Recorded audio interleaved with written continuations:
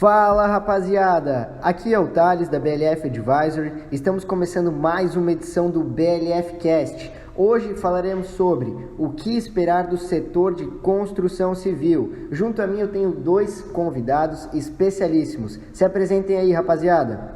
Boa tarde pessoal, tudo certo? Aqui quem fala é o Bruno, CEO da BLF Advisory. Fala pessoal, tudo bem? Aqui quem fala é o Molder, coordenador de conteúdo da BLF Advisory. Vamos aí para mais um podcast. Bom, vamos lá pessoal, aproveitando aí a introdução, vou já dar um spoiler sobre o que o Credit Suisse, que é um grande banco aí, fala sobre o setor de construção civil. Bom, o banco diz que não está animado com este setor nesse momento e que esperará um melhor ponto de entrada. Mas aí fica aquela dúvida, por que eles estão falando isso, né? Bom, temos alguns pontos principais aí que podem entrar nessa conta do credit, que seria a alta na taxa dos juros, a inflação e também por ser um setor cíclico, né? Então existem booms e existem momentos de mais cautela por parte aí dos consumidores, não é, rapaziada? O fato é que durante a pandemia, né, para aquecer a economia, o Comitê de Política Monetária, como todos sabem, reduziu a Selic. Isso já foi até um tema aqui num podcast. Quando tu baixa a taxa de juros, né, o parcelamento, qualquer coisa que envolva juros, envolva correção monetária, tende a ficar mais vantajoso. Então a gente viu aí um boom do caramba no mercado imobiliário, principalmente, porque estava muito fácil, muito barato financiar um imóvel, estava muito barato tu contratar marcenaria para fazer o teu apartamento, por exemplo, parcelar em 24 vezes com juro mínimo, né? Então eu acho ali que o problema foi que explodiu demais, muito rápido, todo mundo comprou, todo mundo reformou e agora o juro subiu, a inflação está lá em cima, tudo ficou mais caro, né? A gente aí tem a matéria-prima da construção civil em altas históricas, agora o ferro começou a dar uma corrigida, mas ainda está muito caro nesse setor, né? Então tudo isso aí com certeza afeta. Eu acho o que o Bruno falou importantíssimo destacar, principalmente na questão da inflação e também o preço, né, desses materiais para construção, principalmente o aço, o minério de ferro, materiais de construção em si, eles acumularam uma alta muito grande durante esses 12 meses, principalmente puxado pela inflação e pela taxa Selic também, porque esse material ele é comprado, óbvio, de maneira não à vista, a prazo, e esses juros também influenciam nessa compra. Mas eu acho muito interessante destacar que apesar dessa baixa nos últimos tempos do setor de construção civil, eu puxei alguns dados aqui da internet e consegui ver que, por exemplo, São Paulo é um dos setores que mais está gerando emprego nesse ano de 2021, no Acre, Minas Gerais, e é uma coisa muito louca, mas o principal motivo desse fato acontecer é que, na verdade, o que está acontecendo são projetos de grande porte. Então, antigamente a gente podia ter projetos de pequenos portes, pequenos prédios, mas agora a ambição é tão grande e a demanda também por esses projetos de grande porte é tão grande que estão conseguindo contratar pessoas, gerar emprego, e isso, apesar de refletir na bolsa, não está refletindo também na bolsa, para o PIB do país é muito importante. Justamente, eu concordo aí com tudo que o Bruno e o Molder levantaram aqui, e a gente consegue ver o que está sendo refletido na Bolsa é justamente uma piora, né, do setor, nem sempre condiz com a realidade. Então não é porque uma ação está caindo 10% que necessariamente é uma empresa ruim, né? Então eu separei aqui algumas ações do setor de construção civil aqui e o quanto elas desvalorizaram ao longo do ano de 2021, tá? A gente tem aqui a Cyrela, que perdeu aí 7% no ano, a JHSF caindo 6,3% no ano, a MRV caindo 15% no ano, e a gente tem duas aqui menores, que seriam a Exetec, caindo 30% no ano, e a gente tem uma aí que poucos conhecem, mas é que é a Plano & Plano, caindo 56% só no ano de 2021. Então a gente consegue ver nítido na performance do setor que não é o problema em apenas uma ou duas, né, construtoras, e sim algo generalizado que os analistas e investidores estão colocando na conta. Isso que o pessoal levantou: alta nos juros, né? O aumento da inflação com o minério de ferro que estava estourado, né? Os principais componentes aí, tudo na lua, tudo com preço muito caro, o que impacta diretamente nas margens do setor. Então, podemos analisar aí nos balanços que por conta desses aumentos tiveram aí margens reduzidas, o que consequentemente impacta no lucro dessas empresas e também aí no apetite ao risco, né? Aos investidores a entrarem comprando aí esses papéis. E mudando um pouquinho de assunto, né? O Mulder estava falando ali de grandes projetos, mas aqui na nossa região, né, de Blumenau, cara, se tu for fazer um projeto de marcenaria agora, 1º de outubro de 2021, cara, tu vai conseguir isso para ser entregue lá no 2º semestre de 2022. Não importa o quão grande vai ser o teu projeto, né? Porque a demanda, por mais que ela tenha sido reprimida nos últimos meses, ela foi tão grande lá no começo que impactou tudo, né? Acabou, como eu posso dizer, congestionando. E ainda não foi atendida. E ainda não foi atendida. Mas isso aconteceu o quê? Eles precisaram de mão de obra, né? Então isso foi um fator positivo para a economia do país no geral, porque a gente teve aí uma geração de emprego espetacular nesses setores, né? Mas eu acho aí que, apesar das quedas aí que o Thales falou, a maioria das grandes empresas, Cyrela, JHSF, não teve uma queda tão expressiva, né? Se a gente for comparar com varejistas também, que pode ser o alvo de outro podcast aí, que sofrem muito com o aumento da inflação, o aumento das taxas de juros, elas caíram um pouco, né? Caiu aí 6%, 7%, a Cyrela e a JHSF. Tem varejista aí que no ano está 20% negativo, 30%, 40%, né? Então é do setor e é porque é consumo cíclico, né? Então isso também afeta.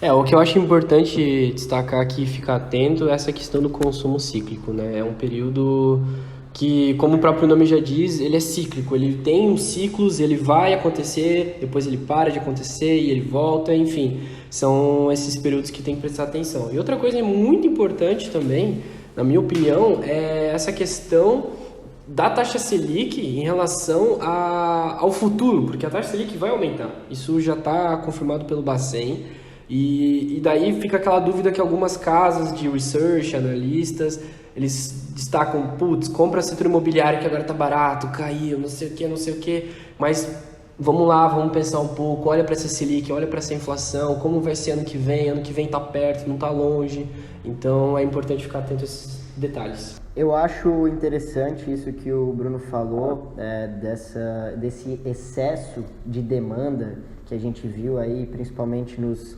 primeiros meses da pandemia, e o que acabou por, justamente como ele falou, congestionar, né? Então a gente vê bem isso na prática, de que se tu quiser fazer aí, se tens algum projeto relacionado ao setor aí, imobiliário, de construção civil, ou até mesmo reformas e afins, a gente vê que isso vai demorar muito para ser entregue, né? O sinal aí que tivemos um boom muito expressivo, mas que agora aí nesse momento estamos mais cautelosos, né? O investidor, o consumidor está um pouco mais cauteloso, mas como o Mulder bem falou também, é um setor aí muito cíclico, uma hora está bem, uma hora está mal, uma hora está bem, uma hora está mal. Isso não quer dizer aí que sejam empresas ruins, né? Muito pelo contrário, na verdade, né? Se tu for fazer análise fundamentalista, tu vai ver que múltiplos como o PL, por exemplo, estão muito atrativos, né?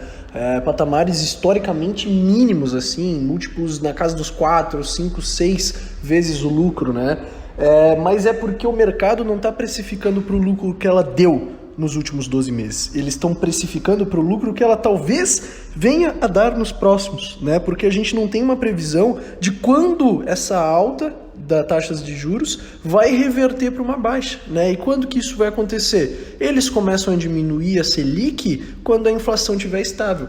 Quando, e sabe-se lá quando, estabilizar a inflação, eles vão começar a baixar a taxa de juros, vão primeiro estabilizar a taxa de juros, depois ela vem caindo, né? E daí a gente pode esperar aí talvez mais um boom de novo, como já teve milhares de vezes, centenas de vezes, um boom do mercado imobiliário porque o juro está baixo. Isso sempre acontece, sempre tem juro alto, inflação baixa, inflação alta com juro baixo, né? Eles aumentam o juro para controlar a inflação. Então ele fica nessa corrida aí, correndo atrás do rabo praticamente, mas isso é política monetária. Se o investidor for olhar só para análise fundamentalista, ele vai achar, não, porra, tá ótimo, vou comprar agora. Mas ele esquece da macroeconomia, ele esquece que eles estão precificando por lucro no futuro, acabou-se, é a receita para o fracasso.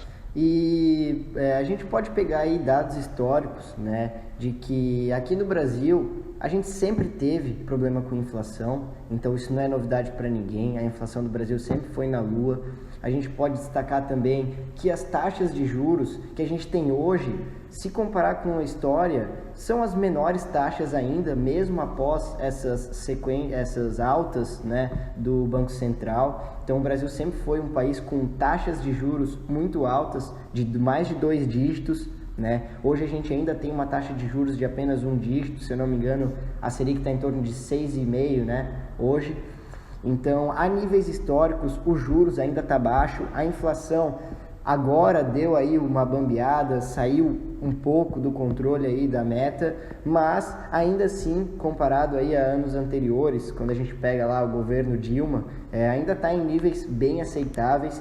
E a pergunta que fica é: até que ponto esses dados aí impactam tanto assim, né, no setor para ocasionar essas quedas aí que, querendo ou não, foram expressivas, né, principalmente ao longo dos últimos meses, assim como o setor de varejo, que vem sendo bastante penalizado por essas questões.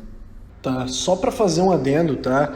A taxa Selic hoje ela teve a sua 5ª alta consecutiva no dia 22 de setembro deste ano e ela foi de 5,25% para 6,25%, né? É consideravelmente baixa ainda, dá para dizer que ela tá baixa, tá? Uma taxa Selic alta, eu acho que aí entre os 8, 10, 12% dá para falar, não, taxa de juros tá alta, né? Mas hoje ela aí não tá num patamar tão ruim, e daí a gente já vê como é que tá, né? Por isso que a inflação também não começou a regredir. Quanto mais avançar a taxa de juros, mais tende a ser controlada a inflação. Então não tem esperança para o curto prazo disso acontecer.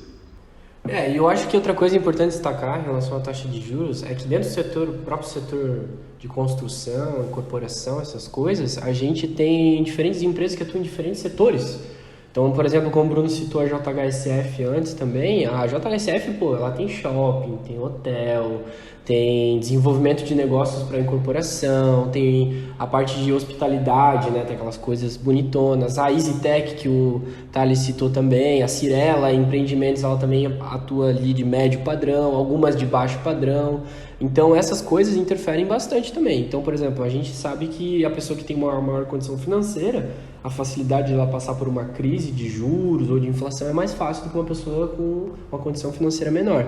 Então, talvez até essas empresas que atuem em setores diferentes, de alta renda, baixa renda, shoppings, hotéis, isso vai mudar ao longo do tempo, né? Tanto em relação à Selic quanto à inflação, e é importante ficar atento a isso também. Justamente, é um setor bem diversificado, né? Como o Moller mesmo disse, tem empresas aí como a JHSF, setor de alta renda, tem a Plano e Plano aí que é um setor de mais baixa renda, tem outras aí que são para médios e pequenos, então é um setor realmente bem diversificado e essas baixas aí recentes podem sinalizar aí, quem sabe, oportunidades, né? O mercado talvez esteja distorcendo o preço dos ativos, né? E um outro ponto relevante a nível Brasil, que é interessante destacar, é a questão fiscal, né? Que o Brasil, por ser um país aí com ruídos políticos, né? Volta e meia Brasília dá um estresse, isso acaba tirando um pouco aí a credibilidade, né? O que faz com que os contratos de juros futuros, eles subam, né? Então tá em pauta hoje, é uma discussão bem relevante sobre os precatórios, né? O Brasil tá para resolver aí uma questão de precatórios, que tem que pagar não sei quantos bilhões aí, o que está fazendo com que os investidores estrangeiros e nacionais puxem para cima, né, os contratos de juros futuros, a expectativa futura dos juros do Brasil com base aí no crédito, né? E então, quem sabe, resolvendo essa neblina preta aí, esse BO dos precatórios, quem sabe aí possa haver aí alguma reversão, né, dessa tendência de baixa e que o setor possa voltar aí a performar bem. Mas isso são só especulações e teses, né, particulares, uma opinião minha, que acredito que resolvendo aí essa questão de precatórios e outros ruídos lá de Brasília, possa tudo se alinhar e o setor possa voltar a performar bem. Eu acho que é isso, né? A gente conseguiu abranger legal aí a questão de como a gente enxerga o futuro da construção civil, baseado também na forma que o Credit Suisse, né, que é uma gigante instituição financeira lá da Suíça, também enxerga, né? A gente está em linha com a análise deles, que tem muito mais cacife para estar falando alguma coisa, né? Mas a gente queria fazer aí um breve comentário, um breve adendo sobre esse setor, e aí, se vocês curtirem, a gente pretende levar para frente essa série e trocar mais ideias aí do que a gente enxerga para o setor têxtil, setor de varejo, setor de serviço financeiro e aí por diante. Fechou? Por hoje é só, pessoal. Eu vou me despedir aí. Foi um prazer compartilhar esse momento aí com vocês. Agradecimento especial aí ao Bruno e o Mulder, que fizeram comentários aí super relevantes e interessantes aí sobre o assunto, né? E dar a palavra final aí ao Mulder, que vai fazer suas considerações finais. E é isso. Valeu, pessoal. Um abraço. Um abraço, pessoal. Até a mão. E não se esqueçam aí que vocês curtiram esse podcast, seguir a gente aí no Instagram, se inscrever no nosso canal, curtir esse vídeo, compartilhar com seus amigos, deixar um comentário aí se você achar pertinente e a gente se vê no próximo podcast. Valeu, até a próxima!